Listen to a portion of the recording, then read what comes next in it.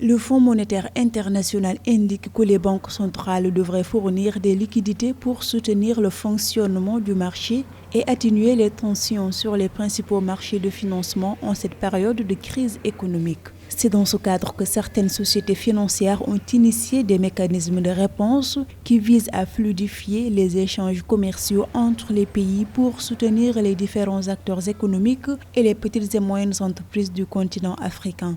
Ainsi, la Société financière internationale s'est engagée à hauteur de 8 milliards de dollars pour les besoins de liquidité des entreprises africaines. Il a fallu de façon très rapide donner le signal au marché. Donc les 8 milliards dont vous avez parlé font partie de ce que nous avons appelé un mécanisme vraiment de réponse phase 1, en accéléré, en priorité pour nos clients, pour les besoins effectivement de liquidité, de se maintenir en activité.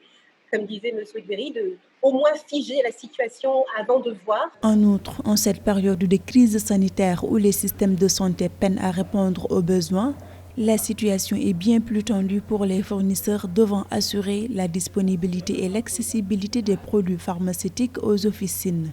Néanmoins, certaines industries pharmaceutiques ont fait un diagnostic sur l'évolution de la pandémie pour ainsi comprendre qu'elle n'allait pas être de courte durée, ce qui leur a permis de renforcer leur stock de médicaments. Nous avons en permanence 3 mois de stock, ce qui représente à peu près 150 millions d'euros de stock dans l'ensemble des pays où nous sommes présents, ce qui fait qu'on a renforcé ces stocks de plus de 50 millions d'euros à l'avance. Donc, on a imaginé d'utiliser le système de reefer, c'est-à-dire les containers qui sont maintenus à des températures dirigées pour faire face au problème de l'absence du transport aérien.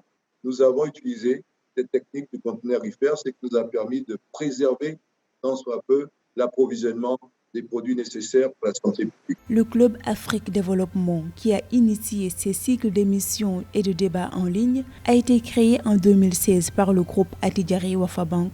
Il a pour ambition de fédérer la communauté des affaires, les dirigeants, les représentants publics afin de dynamiser de manière pragmatique les investissements à l'échelle du continent.